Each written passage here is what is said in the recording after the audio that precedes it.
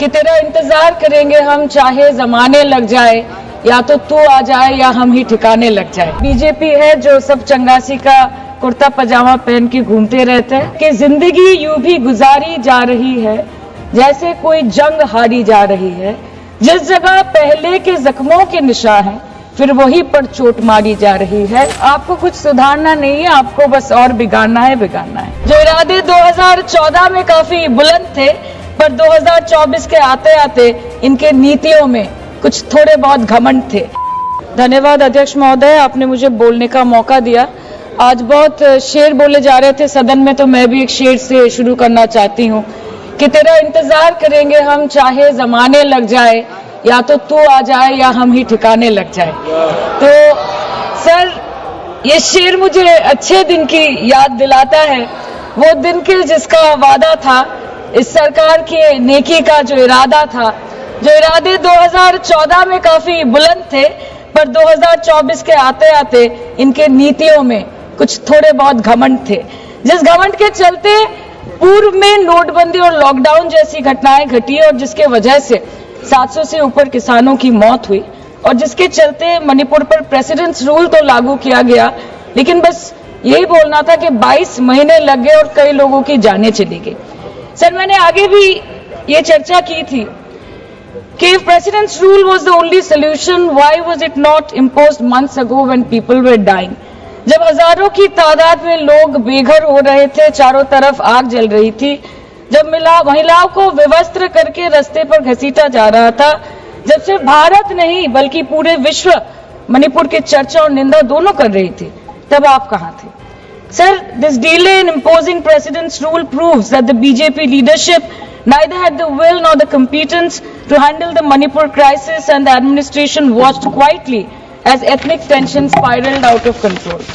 Sir, मैं ज्यादा detail में नहीं जाऊंगी क्योंकि हमने चर्चा पहले भी की है, और आज लगभग 2:15 को हम मणिपुर पे आलोचना कर रहे हैं। इतना इंपॉर्टेंस अगर पहले दिया होता तो शायद इसकी नौबत ही नहीं आती।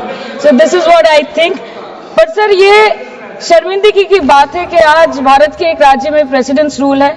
ये भी शर्मिंदगी की बात है कि 140 करोड़ की आबादी में 80 करोड़ को मुफ्त में राशन दिया जाता है।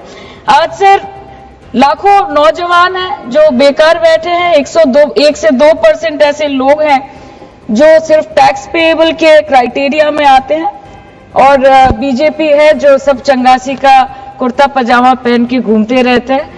ये दिखाने के लिए अच्छी बात है, लेकिन ग्राउंड रियलिटी कुछ अलग ही है। सर 2023 में टॉप 10 VPNR के रिपोर्ट के अनुसार मणिपुर में 212 दिन से ऊपर इंटरनेट शटडाउन किया गया था, a total of 5088 hours, marking it the second highest after Jammu and Kashmir.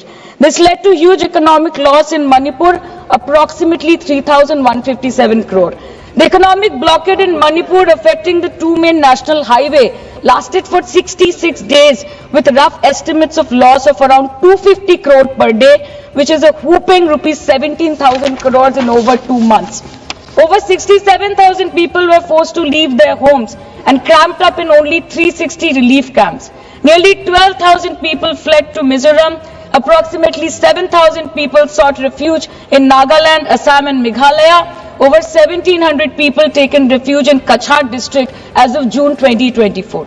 और ये सब तो सर रजिस्टर्ड ऑफिशियल फिगर्स है, न जाने अनरजिस्टर्ड ऑफिशियल और कितने बेघर लोग होंगे जो दूसरों के घर में रह रहे हैं, शायद दूसरे राज्य में रह रहे हैं, दूसरे देशों में रह रहे हैं। ये इसीलिए हुआ है सर क्योंकि मणिपुर की सरकार, डबल इंजन सरकार ने, उनकी मंशा ये नहीं थी कि वहां के लोगों को शुरू से प्रोटेक्शन दिया जाए, कि उनको शुरू से रिलीफ दिया जाए। अगर वही होता तो 22 महीनों से इन्होंने मणिपुर को जलने ना दिया होता। सर मैं 2 मिनट में खत्म करूंगी। You want to move the resolution, of course we have to be with that, लेकिन 1 अप्रैल 2025 मतलब एक दिन पहले से मिनिस्ट्री ऑफ होम अफेयर्स ने armed forces special powers act को 6 महीनों का एक्सटेंशन देके मणिपुर, अरुणाचल प्रदेश और नागालैंड में इफेक्टिव कर दिया है। इससे समझ आता है that law and order in Manipur has seriously deteriorated. आज भी बीरेन्द्र सिंह जी बीजेपी वाले बोल रहे थे कि 1960 से हजारों रिफ्यूजीज मणिपुर में घुस के बैठे हैं, 2001 का सेंसस रिव्यू करना है और डिलिमिटेशन से पहले एनआरसी लाना है। मतलब आपको कुछ सुधारना नहीं है, आपको बस और बिगाड़ना है। जिस तरह असम में एनआरसी के नाम पे इस सरकार ने 1500 करोड़ से ऊपर फूंक दी और करीबन 19 लाख लोगों को अस्तित्व संकट में डाल दिया। अब वही हरकत दोबारा दोहराना चाहते हैं मणिपुर के लोगों के साथ। ये कहा गया कि अविश्वास प्रस्ताव, कोई अविश्वास प्रस्ताव रिकॉर्ड पर नहीं माने। कांग्रेस पार्टी के लिए अविश्वास प्रस्ताव लाने के लिए इतने विधायक ही नहीं है कि वो अविश्वास प्रस्ताव ला। ये हमारे मुख्यमंत्री ने इस्तीफा दिया, फिर राज्यपाल ने भाजपा के 37, एनपीपी के 6, एनपीएफ के 5, जेडीयू के 1 और कांग्रेस के 5 सदस्यों से चर्चा करी।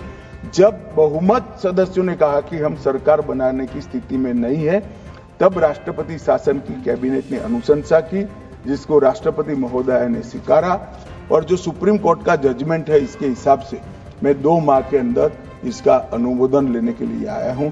मेरा सदन के सभी सदस्यों से विनती है कि सरकार चाहती है कि जल्द से जल्द शांति हो, जल्द से जल्द पुनर्वसन हो और जो जख्म लगे हैं उस पर मरहम भी लगाया जाए। कृपया सभी दल एक मत होकर ये राष्ट्रपति शासन के निर्णय का अनुमोदन करें। अध्यक्ष महोदय, मैं अंत में बस इतना कहना चाहती हूँ मणिपुर के भाई और बहनों की तरफ से कि जिंदगी यूं भी गुजारी जा रही है जैसे कोई जंग हारी जा रही है। जिस जगह पहले के जख्मों के निशान हैं, फिर वहीं पर चोट मारी जा रही है, इसलिए आपके माध्यम से इस सरकार से मेरी यही अपेक्षा रहेगी कि मणिपुर के हालात में सुधार लाए, वातावरण में संतुलन लाए, पहले अपने देश के लोगों को मित्र बनाए, फिर जाके विश्व बंधु कहलाए जाए। That the home minister and the prime minister should work overtime and step outside their comfort zone to address the needs of the people and restore normalcy at the earliest in Manipur. Thank you, sir. Thank you.